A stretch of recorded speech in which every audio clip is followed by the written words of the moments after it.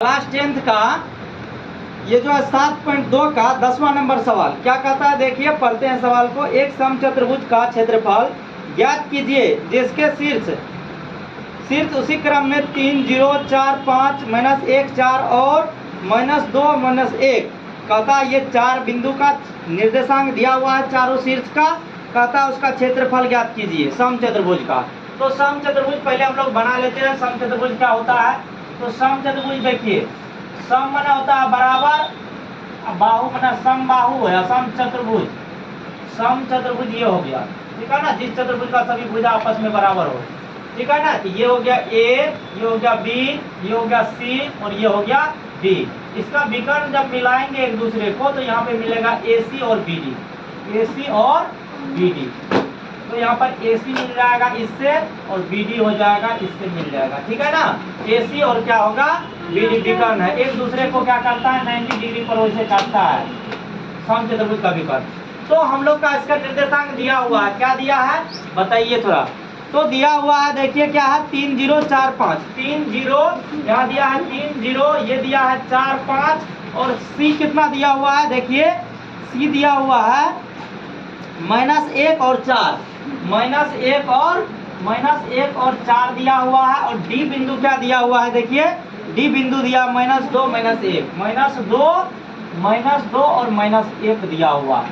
ये 4 बिंदु दिया हुआ है, कहता है क्या ज्ञात करने के लिए, समचतुर्भुज का क्षेत्रफल ज्ञात कीजिए। तो क्षेत्रफल ज्ञात करने के लिए समचतुर्भुज का क्षेत्रफल दिया हुआ है, क्या दिया हुआ 1/2 विकर्णों का गुणनफल। तो हम लोग विकर्ण का जब दूरी सूत्र पे विकर्ण का दूरी ज्ञात कर लेंगे तो हम लोग को मालूम यहाँ पर हो जाएगा क्षेत्रफल।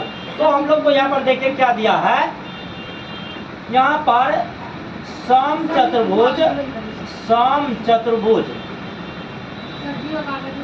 माना कि ए बी सी डी क्या है, एक समचतुर्भुज है, समचतुर्भुज है जिसके शीर्ष जिसका निर्देशांक क्या है, देखो जिसका निर्देशांक क्रमशः क्या दिया हुआ, देखिए ए दिया हुआ है 3 0, बी दिया हुआ है 4 5 और सी दिया हुआ है -1 और 4 और डी दिया हुआ है कितना -2 और -1 दिया हुआ है। ये दिया हुआ हम लोग को। यहाँ पर हम लोग क्या ज्ञात करेंगे, AC विकर्ण और BD विकर्ण ज्ञात करेंगे। विकर्ण AC बराबर विकर्ण AC की दूरी बराबर। तो AC का जब दूरी ज्ञात करेंगे रूट अंडर क्या होता है x2 - x1 का whole square plus y2 - y1 का होल स्क्वायर। ये दूरी सूत्र पे हम लोग ज्ञात करेंगे। तो इसको कह देंगे x1 y1 और इसको कह देंगे x2 y2।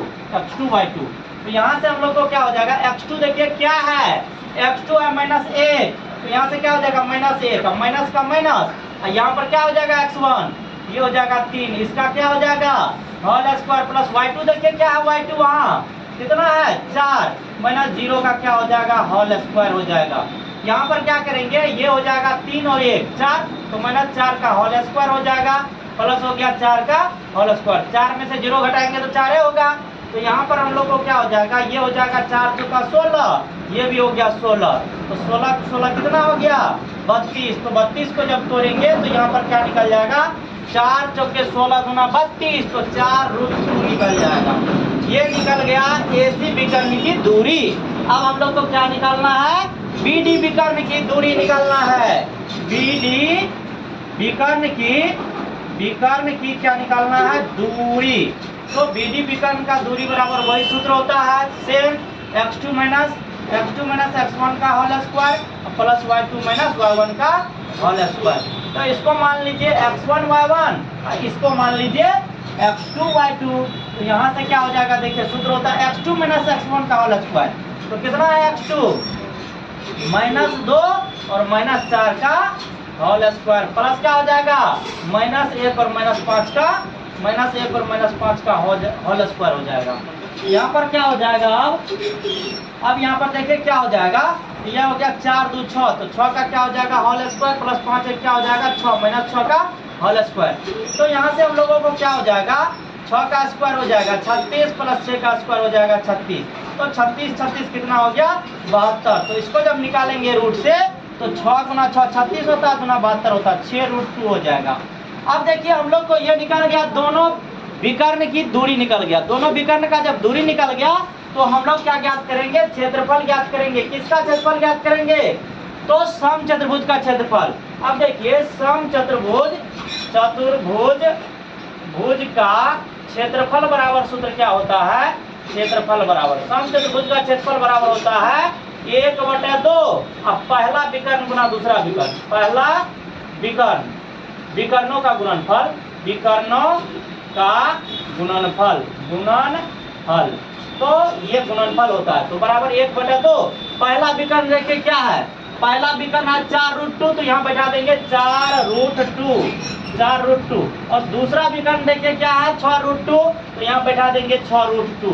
तो यहाँ से क्या हो जाएगा, ये 2 बार में कट जाएगा, 2 से 2 दूना 4 कट जाएगा। तो यहाँ पर क्या बचा 2√2 बचा, और यहाँ पर गुना बचा 6√2। तो यहाँ पर क्या हो जाएगा, ये 6 दूना 12 हो जाएगा, ये √2 गुना √2 हो जाएगा, तो 12 दूना 24 मात्रक हमारा क्या हो गया, आंसर हो गया। अब देखिए ये हमारा आंसर जो आ गया, ये 24 मात्रक हमारा ये आंसर आ गया। तो ये 10 नंबर का सवाल जो है आप लोगों को जरूर समझ में आया होगा। धन्यवाद।